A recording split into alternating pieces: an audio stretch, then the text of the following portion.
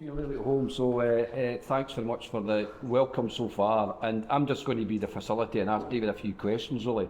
It's worth noting, just before we start, how we first met, David. I'm trying to work out. I work for the Democracy Collaborative, we're a USA-based think tank. I've been doing that for about 4 years. Before that, I used to work for a UK think tank called the Centre for Local Economic Strategies, based in Manchester. So I'm a kind of policy geek, basically. Yeah?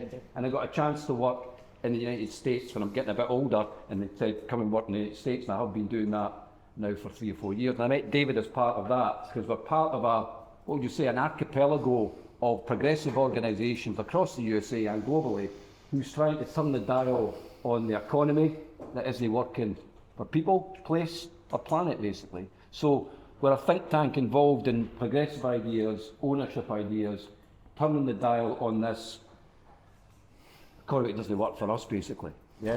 And so I met David as part of that, and we've become friends, and we're going to be a lot better friends in the next few weeks, next week, because he's coming up and spending some time with me in Scotland.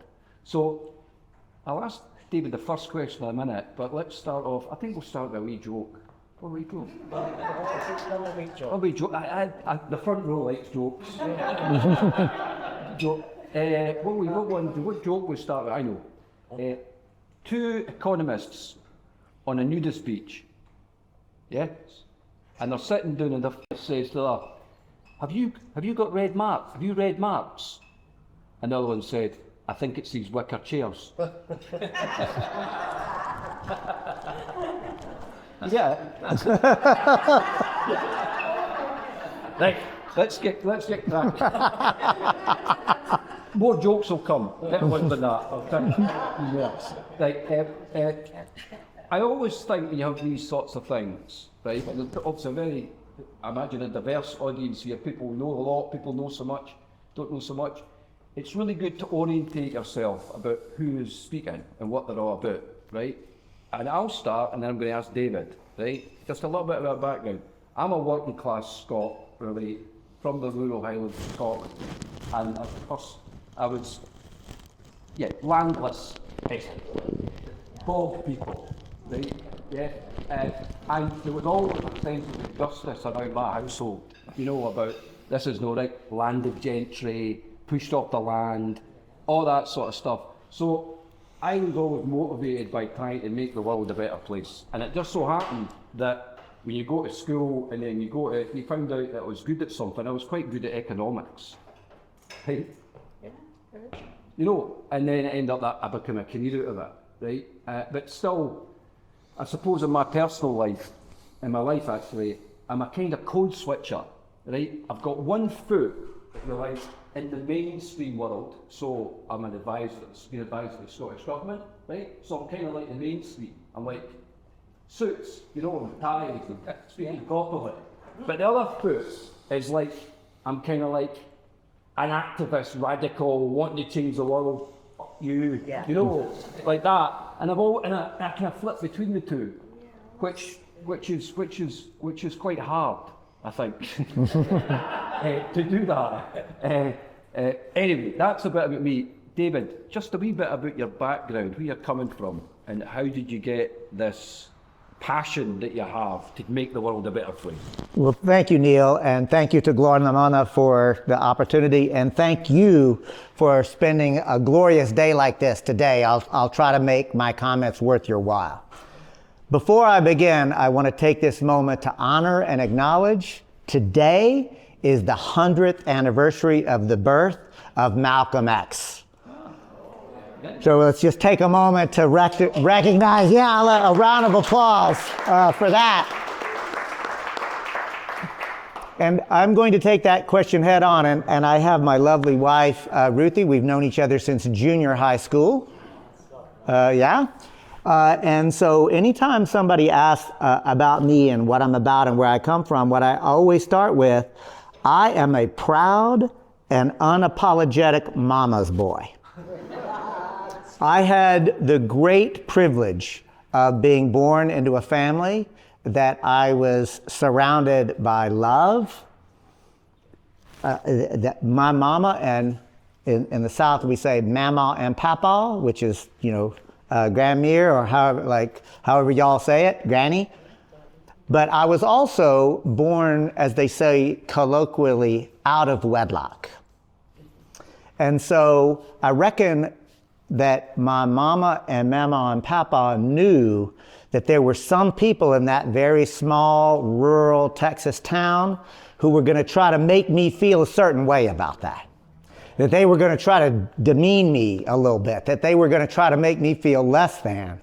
And I look back and I realize I got something that every child deserves and not every child gets.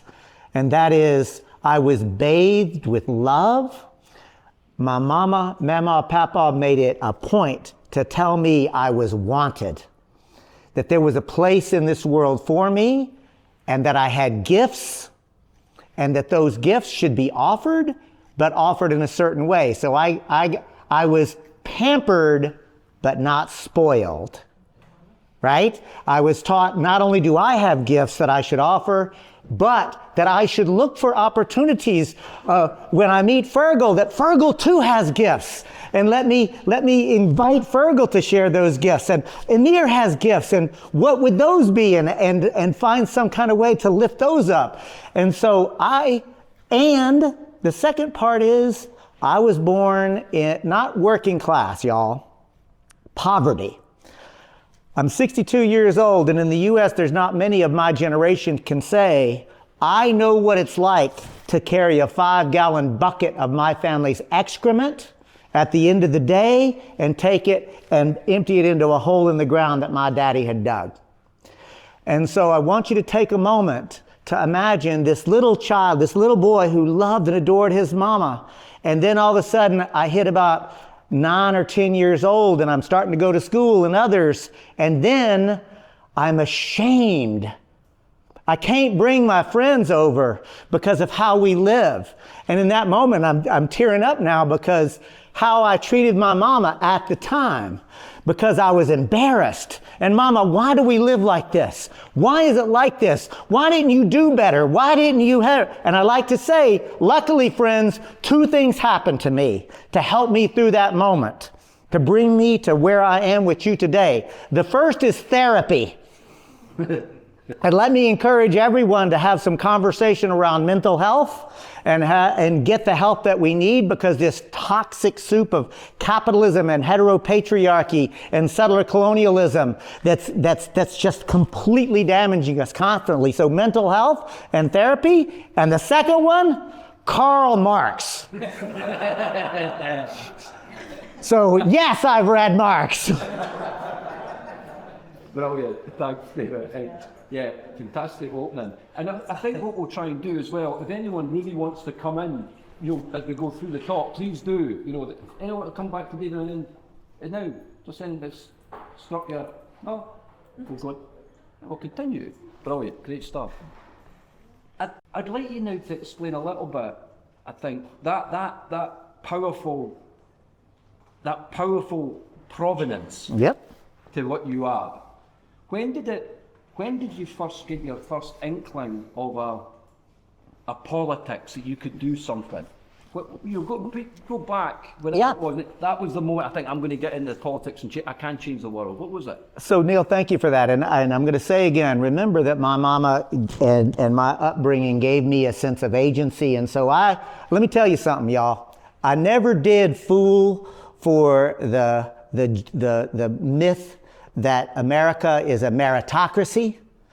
My lived experience was, that ain't true. I see myself and others like us working our asses off, right? So I never fell for that part. But you see the body that I inhabit. It's a male body. It's a white-skinned one in that country.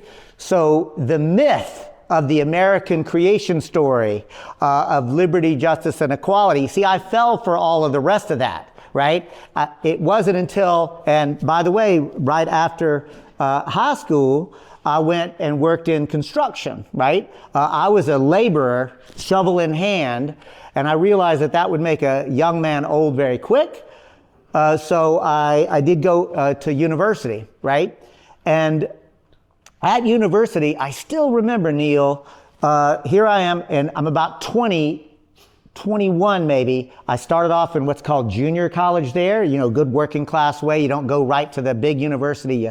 You'll probably have something like that, right? But I go to the University of Houston, a fine public institution in Texas, and I'll still remember, and I used to ride a Harley Davidson motorcycle. I had long hair like this. I was a couple of years older than the others, like in those 2 years in college, being very worldly and sophisticated, as you can imagine, right? But here's the thing, pulling up on that Harley Davidson motorcycle, the long hair flying, I see a big banner, and that banner said, "End apartheid now." And I was like, oh, I've heard about apartheid. I know what that is. I'd like to help end it. So I hustled over, and this is not a joke. But most importantly, under that banner, there was a table, and there was a person behind it. Oh, an activist. I had never actually seen with my own rural country boy eyes an activist. And I hustled right over there, and I got into a conversation, and I'm not kidding y'all. Within 5 minutes, we are in what I now understand and realize was a political argument. It wasn't a discussion. We weren't yelling at each other, but we were actually having because see, that joker tried to tell me that I was inadvertently, unintentionally supporting apartheid. And he was trying to tell me it's because it's a public institution and my tuition money was being handled by something called a board of regents. And that board of regents were making investment decisions in corporations that did business in South Africa. And for my country boy head, I was like, that's swimming a little bit. I didn't fuss at him so much about that. You know what got me angry is that fella said the U.S. government supports apartheid. And I said, man, where are you from? This is America. We're the good guys. Ronald Reagan is president. And I'll never forget, and I honor this fella, I can't remember his name, but I'll never forget his face because he said, you know, I got all this material on the table, but I don't reckon any of that is really going to be persuasive, but I'm going to make you a deal. If you will go to the M.D. Anderson Library 100 feet away, right, and you just read U.S. News and World Report, Time Magazine, Business Week, you read whatever, right, and I'll read anything you want to read. But then let's come back and have another conversation because I think that we're just talking past one another. Now, obviously, Neil, I'm telling that story because I'm telling on myself. I didn't know what I didn't know. And right now before you, I don't know what I don't know, and neither do you. None of us was. So I'm just getting at, I want to anchor a level of humility and humbleness to actually learn, right? But by the end of that semester, I was on the other side of that table trying to have these same kind of conversations. So the answer, Neil, the apartheid movement and my activism in my early 20s in the anti-apartheid movement, and I'm proud of that. And here's the other thing that happened during that point of time is I learned a couple of things. And one of them is if you follow the rules about how the predatory class have set up engagement and community involvement, and you have the opportunity to come up and you wait for your opportunity for your 2 minutes to give your opinion and then go sit down. The people at the front of the dais who are actually making decisions, they basically pat you on the head and ignore you. But you know what I found out? That when we occupied that goddamn building and that when we said this is going to stop, all of a sudden we came into some power. So what I learned was, so to answer your question, it was the anti-apartheid movement, understanding the systems and structures of exploitation of a predatory class, and that I had been lied to. Because I want to also say this, the lie that I was taught was not just over the corporate media, but the school system. Like Mrs. Armstrong, my third grade teacher, she also contributed to the lie. But she didn't go to bed at night saying, I can't wait till these little children come into my classroom. I'm going to fill their mind full of lies and propaganda. No, she told the lie of the creation myth because she believed it. And it worked on me and other children because we want to believe it. I want to say this, the myth of the fact that we live in liberty, justice, and equality. That myth works because we want to believe it. And it is true. American children want and deserve liberty, justice, and so do Irish children, and Palestinian children, and Senegalese children. I guess the point that I really want to make is I stand before you as somebody who did not start this way, but had in my adulthood an unapologetic globalist, an unapologetic person that's recognizing we have to build international solidarity, and if there is exploitation and oppression happening anywhere, we've got to all be against that shit. Great. Brilliant.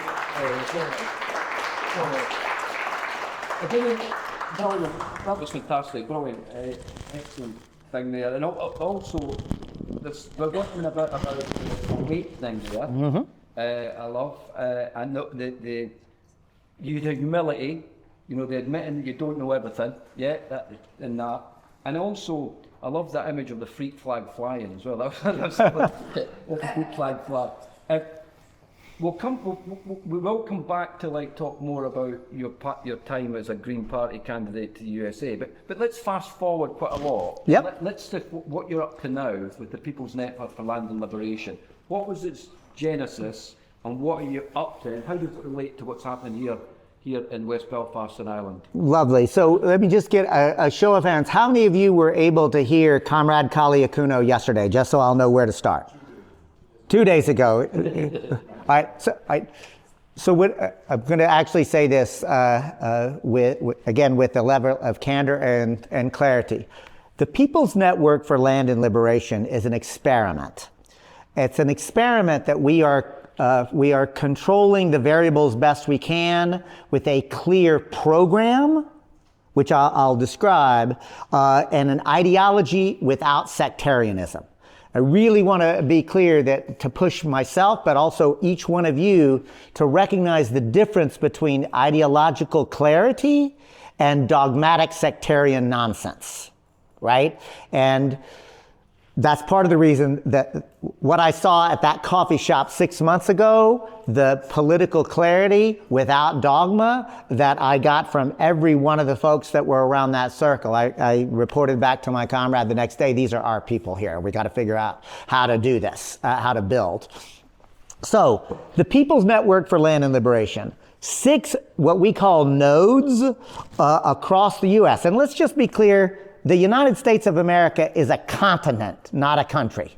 It has no business being this big. Like at the end of the day, we're going to have to dismantle that thing, and I think that's on our list of things to do, Kuno? Right? So we're not there yet, right? One thing at a time, but ultimately that empire's got to come down. I don't reckon I have to tell this crowd anything about the need to bring down empire. But across that continent, you have on the far west in California, Native Roots Network, a trans-tribal but indigenous-led experiment, right? Then go across Michigan, Black Eden. And if you haven't heard of Black Eden, I would encourage you to take a look at it. This was a place in the height of the terror of Jim Crow segregation, right? At a time when, for many folks, black people were not even allowed to own land in fee simple. A group of black folks got together, bought rural land for camping, for recreation, for art, for theater, for song, for music, right? And it was a place then, at the turn of the century, the tagline was, where you can be fully human and unapologetically black. I mean, the vision that's associated with there. So Black Eden or Idlewild, Michigan, go across to Vermont. Vermont, the single whitest state whitest state in the Union, I think is like 95% white. Roughly, right? But here we've got people who were good working class woodsmen, we'd call them. These are people who were literally chopping wood for their firewood and such. So then come down. Next is Wellspring in Springfield, Massachusetts, a Rust Belt town, a town that's about half white, most of them, by the way, Irish descendants. In fact, Aaron was giving me a little bit of history that he knew about how many of those Springfield white residents, in fact, came and were part of the diaspora, right? And Ruthie and I also can claim some Irish in ourselves, as many in the U.S. could. But what's interesting is you've got half white working class and the other half mostly Central American. No, not just Mexico, but Puerto Rico, Guatemala, Costa Rica, that had fled many of the pogroms of the 1980s, right? And so that is an interesting population. Now go down to Atlanta, Georgia, community movement builders. Some of you have heard about Cop City, that horrific, huge center for training police to militarize the police. Again, I feel almost silly telling a group of folks in Belfast about the dangers of a highly militarized police state, right? But our group there were at the very tip of the spear to fight against that. And then lastly, Cooperation Jackson, Mississippi, the heart of the Neo-Confederacy, right? It is 80% black, but surrounded by white supremacists who literally control the state legislature. I tell my dear friend and comrade, we've been knowing each other for 25 years. For the last 10, I've been like, brother, like you're behind enemy lines. Like we need to have an escape route for you and your family. So what I'm saying is, I just want to point out, those are 6 nodes, all of whom are doing a 5-point program. Before I hit the 5-point program, I'm just going to say, not yet, but Glór na Móna are our cousins. That's I feel like y'all are another node in development, right? But here's this 5-point program.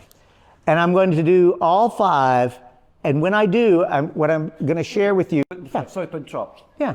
Is there anyone, any clarification you want to hear from David, just on that point? There might be sometimes these 5 nodes and how it all works. No? 6. Sorry. There's the point of clarification. Thanks for Yeah. Can I ask one question? One question people might be in people's mind. How did you get together? What's the coagulant? What was the glue? How did you meet each other? Because it's a vast continent. It is a vast continent. The reality is that Kali Akuno was the first one who sort of brought together the leaders here. All of us, Kali knew every single one of us. It was a bit about like the Lord of the Rings, right? To like bring together, and I say with some humility, because remember, I am humble, but I'm not falsely humble. We're pretty good fucking activists. Like each one of us are some of the best. And one of the things that each of us had was history in the great song of Chumbawamba, right? We got knocked down, but we got up again. Yeah. Right? Like every one of us had a history of fighting the state, of not getting subsumed into electoralism, even though we would engage in electoral politics, but had never fallen for the gleam and the glamour of what so-called state power would be. Every one of us, at one level or another, like Kali and I probably really know each other most through the global justice movement of the 90s, and we were...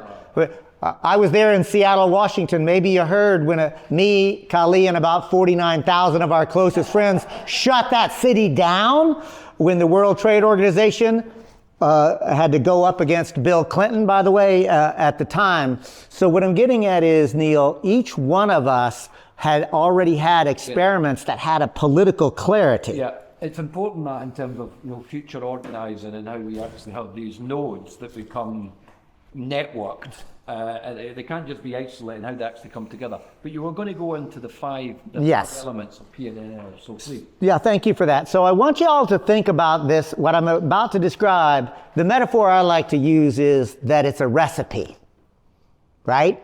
So if we were back in the States when I do it, I use it as the recipe for gumbo, but I reckon here I'll just call it maybe Irish stew. And I bet everybody in here, your mama or your grandmama, somebody's got the recipe that's just right. And there's a basics to it, right? But you specialize the recipe.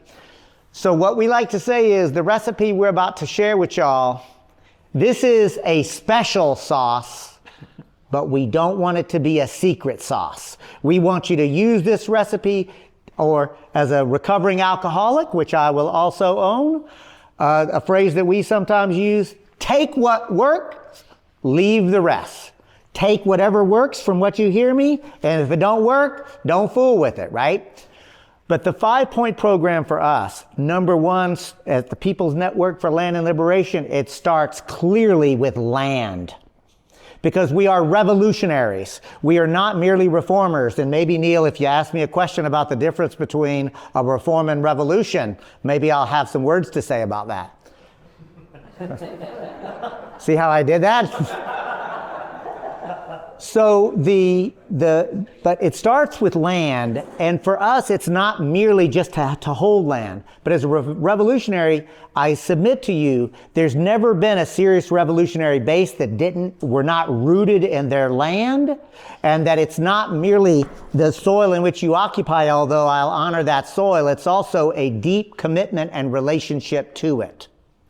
So the land is for food production and distribution, and by that I mean in a specifically decommodified way. If I've got any fellow Marxists in the crowd, you'll know the difference between producing something for commodity value so that you can sell it, or use value because the people just need it for use and for social reproduction, right?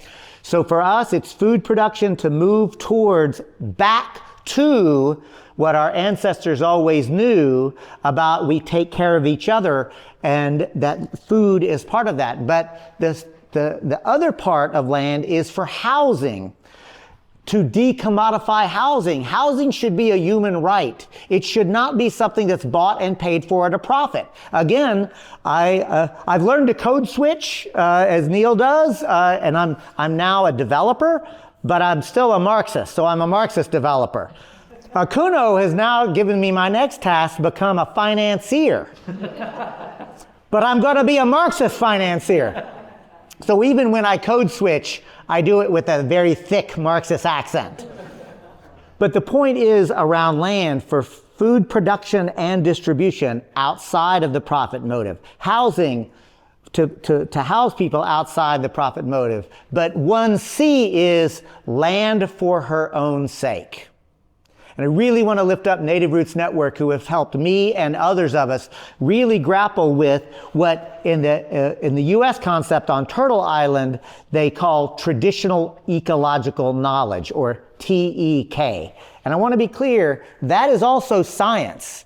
It's science very much based on millennium of observation about natural cycles and how the goddess operates, and that if we do this at this time of year, then this result happens. Like, that's a very clear scientific inquiry, but it's also one that is steeped in the mythology, steeped in a cosmology of a balance. Kiva and I had the great opportunity to walk with her a little bit up the mountain a little bit, and listening to her talk about that, and my heart was just filled with this notion of, for us, it's not just land in order to grow some food. It's to get back to the proper balance and relationship. You know, it's not even just stewarding the land, although that's part of it. It's recognizing that there are reciprocal responsibilities. Humans have a responsibility. Squirrels have a responsibility. The oaks have a responsibility. Like, I am a goddess worshiper, right? Like, she understands that we all have a role to play here. So what I want to get at is, when we say land, it's the first and most important. But wait, there's more. The second is to incubate worker-owned cooperative businesses, right? And for us, we say all the time, yes, worker-owned cooperative businesses, but not co-ops for the sake of co-ops. It's really easy, and I don't fuss at people for it, because I know Kali, myself, Ruthie, we've incubated co-ops. They're really hard to get up and going, but it's also very easy for I can't move too much. But if the four of us get together and say, hey, let's fire the boss, and we'll have our own business, and we'll fire our boss, and we'll have a much better life. We know how to do the work. We can do it. And so the four of us do that, but it stops there. Then all we've done is created for the four of us a lovely little work environment within a toxic stew of capitalism and heteropatriarchy and colonialism. It will never be revolutionaries if all we do is that co-op. So the co-op has got to be part of it, but we've got to have an understanding that we're doing co-ops for a deeper reason, a revolutionary reason, which leads me to number 3 of our 5-point program, political education using popular education pedagogy, right? So this is again back to, and I'm seeing Glór na Móna does it so very well, the commitment around popular education, this idea that we all have something to teach, we all have something to learn, we embrace that. Again, we have a conviction around ideology, but we're not dogmatic, we're not sectarian, right? So there are many paths up this mountain, right? But at the end of the day, we want to go up the mountain. I want to be clear. We are not trying to merely coexist with capitalism. The recipe I'm describing is a plan we believe to shift the entire global order into economic democracy and ecological sustainability, an economy for people, planet. So that worker co-op with political education. Number 4, art and culture.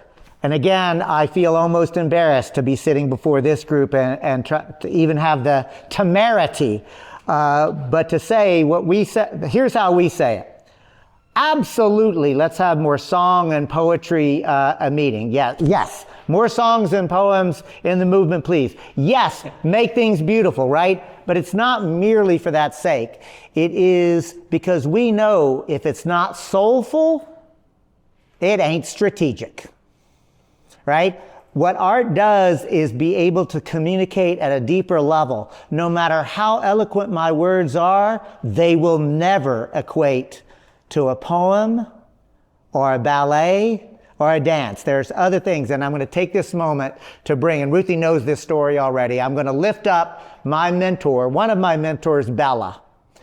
Bella was present when Ruthie, myself, and others were in the very beginning of a political conversation. And I said, you know, we need to talk about human needs, food, housing, shelter, clothing, healthcare, and art. I said, because there's like art is a human need, not just an add-on. And in fact, there's never been a successful revolution without art. In fact, I'll submit this to you.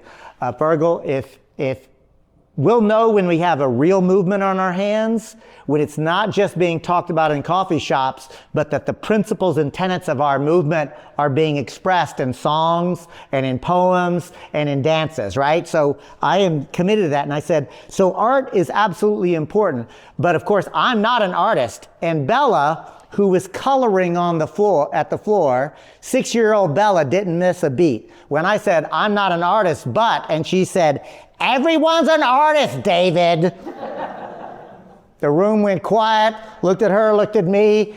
So I always like to lift up my mentor, Bella, who reminds me, everyone's an artist. And what a pity, what a tragedy that capitalism has taught us that if you can't get good enough at your art to sell it for a profit, you're not a proper artist. We're all artists. We're all artists. Folks, that's 4. I saved the 5th one, and I say with humility, but I think that we're onto something here. Community production centers using digital fabrication. Give me a moment, let me lay it out. And this is to what is to be done. I'll submit to you this. We are in the 3rd digital revolution that's happening right now. The first one, this is when you go from analog, mechanical, to digital technologies for labor, right? The first one, and there's a great book called Designing Reality that I can give you a quick link to, but Designing Reality changed my life and my worldview around it. The first digital revolution occurred around communication itself, right? And when that went from analog to digital communication systems, it changed how communication happened. The entire way all of us communicate within a very short period of time changed. But the superstructure, again, for my Marxist friends will recognize that phrase, the basic structure of how political economy works, that did not change. So that amazing disruption merely allowed a few billionaires to exist, and the rest of us continued on being exploited and oppressed. The second digital revolution was specifically around computation, right? The ability to actually do mathematical computations. And I'm going to say it, right now in my pocket, and probably most of you, we're carrying more computational problems and capacity in our pockets than NASA used to put people on the moon. This ability for computation and Moore's law, if you've heard of that, it changed completely society on the one level, but it didn't change who owns the means of production. It didn't change who actually had the ruling authority. It didn't change the predatory class system. So billionaires got created. My friends, we are in the beginning stages of a third digital revolution, and that digital revolution is around manufacturing and making of things. If we do not blow up this planet, and that's not a given, if we do not destroy Mother Earth, because we're already commodifying her faster than she can replenish herself, all just so a couple of billionaires can have more abstract zeros. There's a special place in hell for this current lot, who is literally destroying the planet that we all depend upon for life itself. If we are able to get through this moment, and if we believe if we do this, what I'm laying out, this 5-point program, what we're getting at is that we could literally create community production centers where I'm imagining Glór-na-Móna could literally be the factory where tables, chairs, shoes, clothing, like literally we're about 20 to 30 years out, maybe 40 years out. There's not a single, look around, not organics. I don't think we're at the Star Trek replicator of Earl Grey hot. We're not quite there, not for food.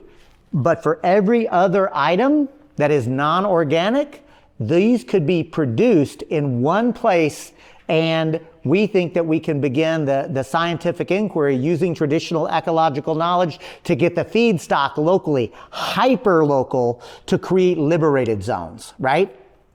So by liberated zones, what we're talking about is enclaves where we're governing ourselves, and not just co-governing with the existing structure, but ultimately what Lenin would call dual power. We are actually contesting, we're governing the space according to our own principles of love, compassion, equality, ecological sustainability. So that 5-point program for us is a special sauce, but not a secret sauce. And what we're finding is it works. And I'm going to end it with this, Neil. The reality is this. Our political clarity is scaring off some people. That's okay. It's attracting others. That includes funders. Some funders are like, oh my gosh, wait a minute. Like, because frankly, I think that they see what we're about. Like, we're playing for all the marbles, if that translates, right? We're playing for it all. Like, and I think there was a pretty clever Irishman who once said, our demands are simple. All we want is the earth. We're playing for it all. And I'm here because I recognize comrades who are approaching it with the same level of humility, but the same level of clarity and conviction that we're playing for everything. And I'll end it with this, y'all. It is the historic moment of an ecological collapse that has begun as an accelerating. Capitalism as we have experienced it is ending. But I don't celebrate that because Yanis Varoufakis says it very well. We're headed to techno-feudalism, right? And fascism is rising globally. It's not just Donald Trump, y'all got examples all across globally where this exists. But what we're laying out for you is our best understanding of a 5-point program that we think could actually be the path forward for what is to be done.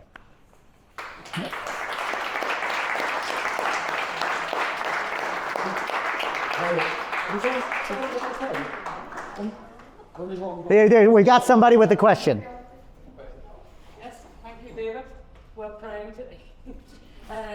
No, I talked to David earlier on, and that's great. Just and Ruthie will meet us. Yeah, I'm working with the New Script for Mental Health campaign, Sarah. We just had a fantastic workshop coming in here. We're over across the way this morning in the cafe, and just brilliant energy and conversation. Lighting little fires everywhere is how we described it, you know. But a lot of what you were saying today really resonated. Just taking it and thinking about mental health specifically. You know, you mentioned it earlier on, but you know, you were talking about the kind of the lie, almost like that, first of all, ideology and the kind of parallel lie. It's exactly what's happening around mental health. Sure. You know, there's a whole big lie and a kind of mythology, but it's an underlying ideology, but it's sold to everybody as if, well, this is the only story that we have about mental health, which is a very individualised, commoditised, privatised. So people's pain and suffering is anything, obviously, that makes a buck. You know, that's what they have done always with mental health. But they locate the problem within the individual and often saying, you know, someone's brain is broken, when actually it's what shapes us surrounds us, you know. Yeah. So it's the society we're living in, kind of neoliberalism and all of that. But just to mention briefly, and I'd love to hear a bit about it, they were saying that you do some work around mental health, because obviously in the States, everything that happens there we get. Yeah. From Britain, then across into Ireland, and that's what we're seeing, and the dominance of big pharma, but all invisible. All of this is hidden when it comes to mental health. So part of what the New Script is trying to do is surface this conversation, because even within revolutionary movements, there is still an othering of mental health. Yeah. It's still seeing something, you know, put it out there, don't talk about it. So I'd love to hear what conversations and what work these are doing over there. Well, thank you for that. And again, we will, we center we center both individual but also the collective, right? And somebody should look into, I feel like capitalism might lead to alienation. Somebody, maybe if we could do a little research there, and maybe somebody's thought about that.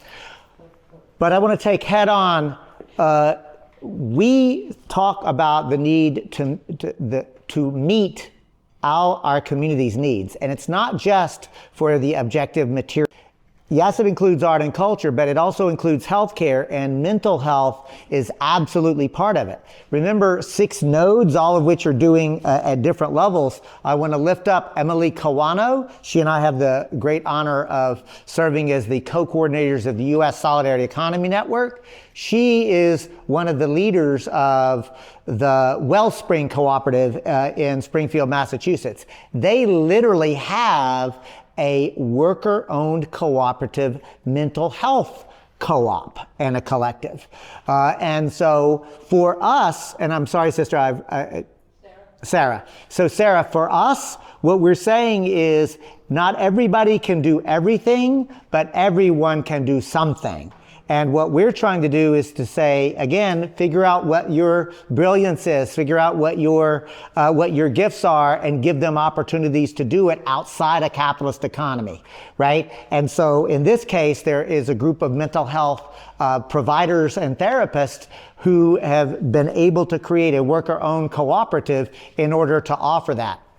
And the point is that none of these things alone are revolutionary, but all of them together become revolutionary, which is again why I want to stress that we are not dogmatic. We're not saying you must do it this way. In fact, even if you take whatever I've used and leave the rest, right? But for us, if you're interested in comparing notes on how y'all might think about taking your brilliant idea about healthcare and mental health itself and figuring out, is there a way to incubate a cooperative, right? Perhaps either Gloria Lamona and or Trademark and or other folks might be a place where that could happen. Because I will use this question as a point, and I want to lift up Karen. I have the great privilege of coming at this from afar, right? And so as I'm walking up from very far away, a pattern emerges about what I'm seeing here in West Belfast.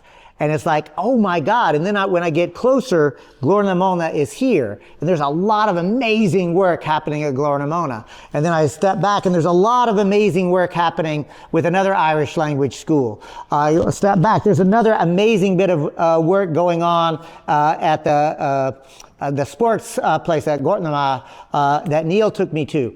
There's a lot of amazing work going at Trademark. And my head can't help but to say, there are opportunities for supply and value chains. Y'all could begin to do across Belfast what we're trying to do as well. And so, and I say again, we know we've got a lot to learn from y'all, but maybe we could be helpful thinking about how to bring some of those imaginal cells that are beginning. What's the Irish word for home, centeredness? In Scottish Gaelic it's duchas. Duchas, Yeah. There's something about with your 5 principles, for liberation, in terms of that indigeneity, that spirit, that link to the home. I think it's really important in terms of mental health, and really important in terms of that. We're not just talking about a cultural or a social thing here. It's how does that notion of duchas, actually relates to our place, and how we create a political economy around it.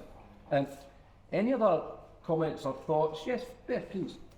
You nearly answered my question for you, but this is a question to Kieran and the Glór in terms of what you're saying is this is a 6th node, possibly, and I don't think I don't think it should be restricted to West Belfast, even given the history here in the upstream area. I think now that you're on the there is something there about Urusley in terms of that, and big debate in Ireland now, as you know, local thing around housing and whatever all else, and I think this would be a great opportunity to take what you're saying and in West Belfast, but moving that forward into the whole Irish, but everywhere, but in terms of just the housing crisis. 100%. We had some good conversations yesterday. About trying to get the model that's being developed here, using the language as a means of rebuilding communities, connecting people and trying to replicate that. As anyone can see here, delegates from the across Ireland look at the learn. So we need this whole thing to get better now is packaging the message and making it accessible for as many people as possible. And that's David Moore is going to help us with. I mean, I work globally in many organisations and places across the world, and like the problem is not the examples, The problem is not people like yourselves. The problem is the amplification and the joining it up and creating a policy platform, perhaps, that allows it to sound. There's so many epiphanies of possibilities, isn't there? Oh yeah. It's just we are kind of take the glue, the fixing agent that kind of links it together, and that is the problem we've got. I'm conscious of time. Are we all right for time? Yeah, how are we? All right for time here. Can we go down 10 minutes? Keep going now. Wait, let's do Sean and then Neil. Sean and Neil, and is there a third? Just so we can get 3 together? You've got to go to the toilet. Yeah, let's get right here, and then we'll come back to you. All right, so 1, 2, and 3. I just wanted to explain your understanding of the difference between evolution and reform. Just in the context of, see, I think I said about the dogmatic sectarianism within organisations, in the context of what we have here is racism sectarianism. Yep. But the paralysis introduced in the movement building by dogmatic sectarian thinking on modus operandi, you know what I mean? Yeah. Even within the fighting with political parties and fighting within basically like a traumatic experience in our own Palestine movement where 2 political parties turned into the effect between themselves. When we had a broad build going on this, we had a broad movement happening, you know what I mean? And 2 political parties turned into the effect between themselves. That shit happens on the right. Parliament's problem is that fundamentally there isn't sort of an ideological anchor point in the movement based on revolution. But also then we have to have like ways for people to get on the bus with us. You know, people are fighting the corner in the mental health arena, or fighting the corner in the garden arena, or fighting the corner in a, they're on a journey. Like, so how do you get all that stuff? So we had Neil as number 2. We're going to capture 3 and then I'll react. David, by the way, it's now. Now, I'm doing this. No. now, for all of y'all, if you're loving and patient with me, I'll get there. Just be kind.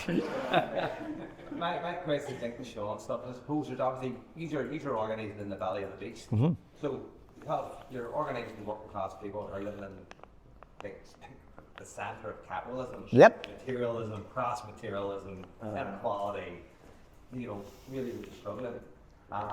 But you also are organised in a framework in which you sound very like communist, and in which I'm sure a lot of people who you may have built allies with are going, well, it's kind of a lot of common sense, but it's basically a communist, so we need to be careful. Yep. We're in a similar vein. We've just come out of a conflict in the north. And I suppose for the first time there was an opening up of society in which people were having things for the first time. So people can get a holiday to Spain, they can get a holiday to Portugal, they can have 50 channels on their television, maybe for the first time in that 15 years. So like ordinary working people probably feel in some sense, okay, there's inequality, but here with like barely swapping into the toilet in the bathroom and showers and stuff like that. But the other bit is the people who have been our political allies or community allies, they used to be revolutionists. Yes. They used to be communists. And they have made the decision that no longer is revolution for them, but reformism is for them. But they are still our natural bedfellow. They are still good, sound people. How do we convince them that actually revolution is still the way to go? Sure. And we're gonna relearn, Yep. or remember what you've already forgotten. Got it. My question is really specific, really, when you said where not everybody can do everything, but everybody can do something. So how are you drawing that in? Young people, I can imagine probably the context draws it out anyway and how you're working, but like, do you have examples of like rites of passage or initiative, answer the words, like initiation rites that we specifically have designed or good examples of so you really support that in marriage? Thank you all. So I'm going to integrate my reflections, but I am going to actually start, Sean, very clearly. Thank you for the question around non-reformist reforms, because Neil, properly pronounced, didn't quite do his job and remember my very clear softball that Sean did. But look, and again, like I am an intellectual, but I consider myself an organic intellectual, right? And so but I want to lean on some of the work of Eric Olin Wright, who is a sociologist who recently passed in the US, who also built on the work of Andre Gors. And for us, the difference between reform and revolution, and Rosa Luxemburg, if you read that great pamphlet, I mean, she answered it pretty well, which she said, that's a false premise. Like, that's actually the wrong way to look at it. Because we are revolutionaries, but in this moment, and I'm going to be really, really candid here. If anybody in this room has a path directly to like state control to seize the means of production that we won't get killed for, and that we could succeed, I want you to come to me privately and let's talk about it. I want to know what it is. Because, Sean, I don't reckon that exists. So I am a revolutionary that understands that we have to do reforms that will get us into what Gramsci would call understanding the difference between a war of position versus a war of maneuver. We're not always ready to move with and I say this with great love to some of my other Marxist friends, and they are friends. They're good folks, but some of them are just so dogmatic, and it's like the world is happening around them. It's like, yeah, but that's not according to what Marx told us. If we act like, so what I'm getting at, Sean, to be very explicit, a non-reformist reform is still a reform. It makes people's lives better, but it's designed to strategically undermine the logic of capitalism, the logic of white supremacy, the logic of heteropatriarchy, the logic of settler colonialism. And I'll use it as a pop quiz. You probably didn't know you were going to get quizzed, but here's the question. Is feeding hungry children a revolutionary reform or merely a reform? Would depend, wouldn't it? Would depend on who's doing it and why. This fella in the back saw right through my trick question. Because I will tell you, when the Black Panthers in the U.S. first began to feed hungry children in the U.S. In Oakland, California, and then it spread all across every one of their chapters, it was a revolutionary act. But not merely because they were feeding hungry children, although no human could ever fault feeding a hungry child. But they were doing it as part of a program. The Panthers had a program, not merely policy positions. They had clarity on capitalism. They had clarity on white supremacy. And so they built an entire system that included political education for those children, not indoctrination, but helping children to think critically about what the world like. And their parents were part of that political education. And that they also, by the way, included, and Kaliakuno, I know can corroborate much of this, and that is literally they had self-defense, right? And they were using the laws at first of California and then other states where they were patrolling, and I'm not romanticizing anything, but I'm saying they were patrolling as armed guards to ensure that their rights were being respected. And I'm a lawyer myself, and one thing I tell everybody is, if you don't know what your rights are, how the hell do you expect to be able to exert and defend them? So part of their political education was how the system was supposed to operate, to be willing to tell the police, you are not allowed to do that. You are in fact violating the laws of California. You are violating the municipal code of Oakland, and we have we are taking notes. We are going to hold you accountable. All to say, the example of the Panthers feeding hungry children, that was a revolutionary reform. Then the state of California, followed by every state in the union, including Texas, depoliticized that. And then they began a charity act of feeding hungry children. And to be clear, I stand before you as a 62-year-old man who at 7, 8 years old was a beneficiary of that. I used to be deeply ashamed, again, and I wouldn't talk about that past. I know that some of y'all can really appreciate, the shame that they try to give us, that capitalism does around our class condition. But the point is, I was a beneficiary of that, but there was not a lick of politics associated with it.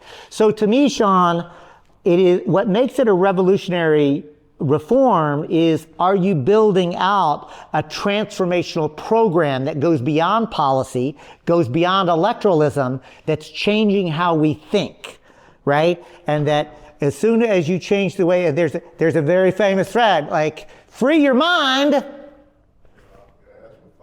Did you hear him? Free your mind, your ass will follow.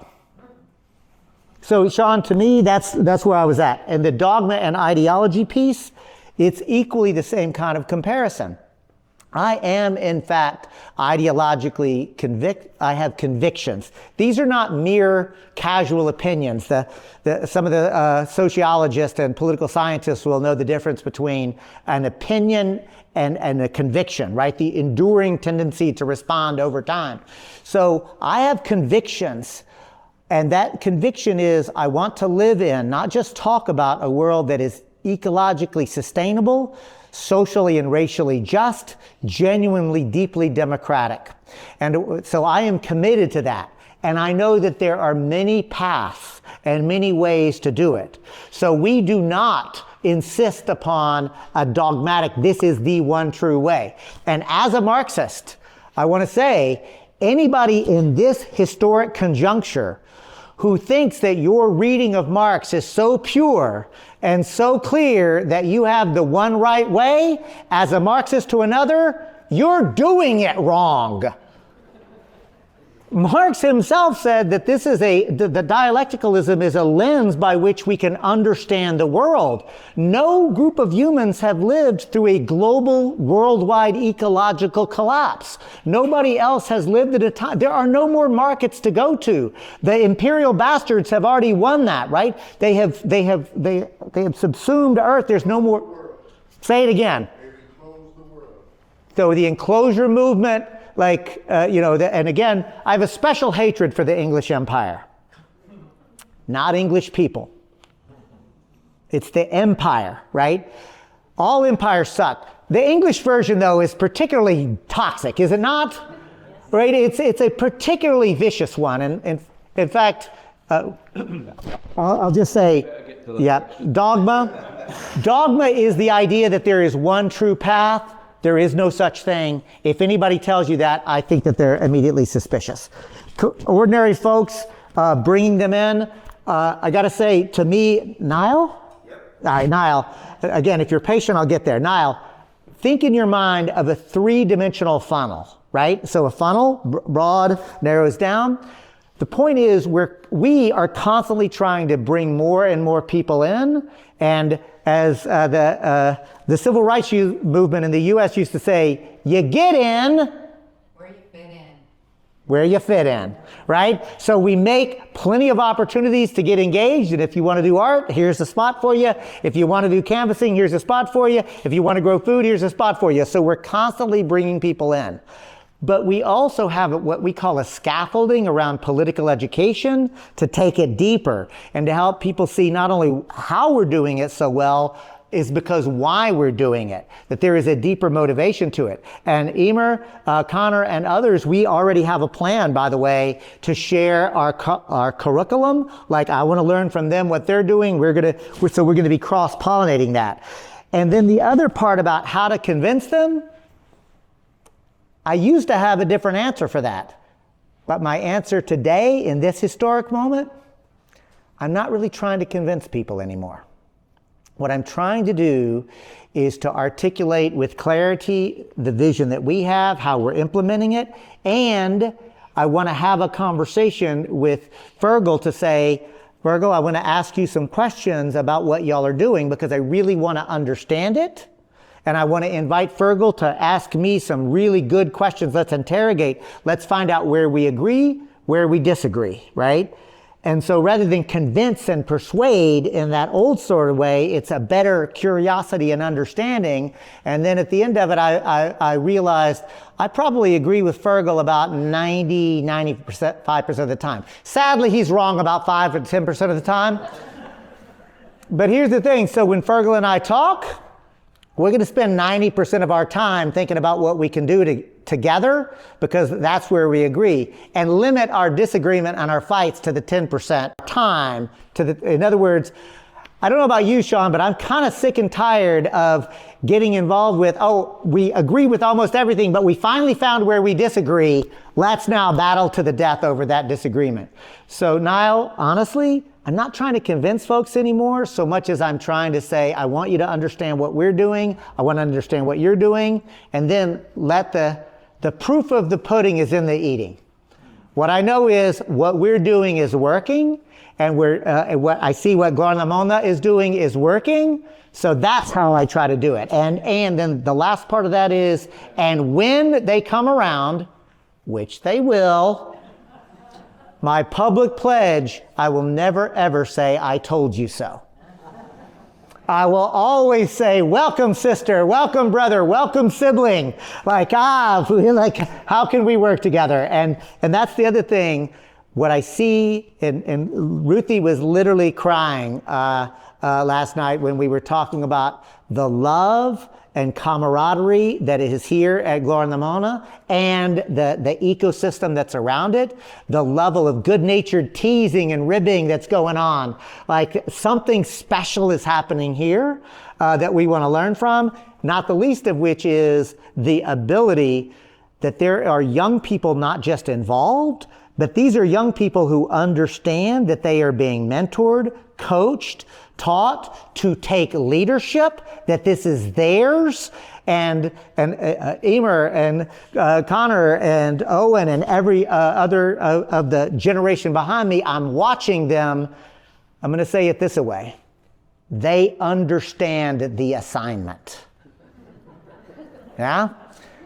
They see exactly what it is that they are being prepared to take on and take it to the next level. And the last one is this notion of the rituals. The reality is we don't yet have really good rituals to return to what our ancestors once did. Native Roots Network does, by the way. But I don't want to inappropriately fetishize that. So for us, though, the big ritual really is in is of the giving invitations to agency and power. And I always remember something that an indigenous elder told me once. He said, you know, David, y'all have elections and y'all have this and you have accountability structures. Do you know how in our tribe you know that somebody's a leader? The people follow them. You know how we unelect a leader? The people stop following them.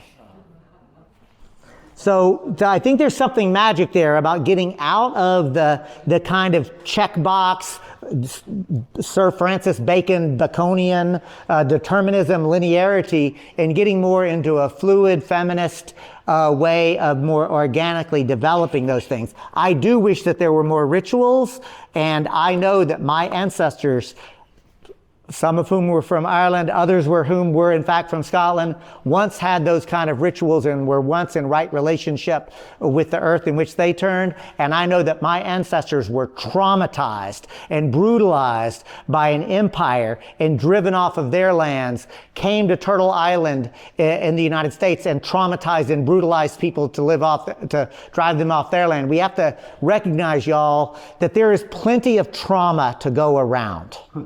The question is not to have some sort of oppression Olympics about who is most brutalized and who is most traumatized, and learn that by healing the land, we heal ourselves and each other. And those are the things that should be part of our ritual that we're doing on the day-to-day. Love each other. Help each other. Encourage each other. Those are the rituals I want to be part of. Accept each other.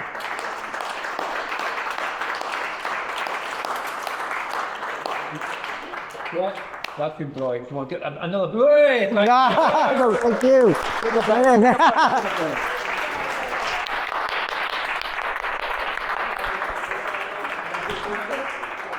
I'll stick around because I reckon this. I reckon that there's somebody who's a bit introverted perhaps and wouldn't be really comfortable in this big thing. I'm here for the rest of the day. And if you'd like to have a one-on-one conversation with me, this is my personal invitation to you, whoever you are. Please come and let's chat.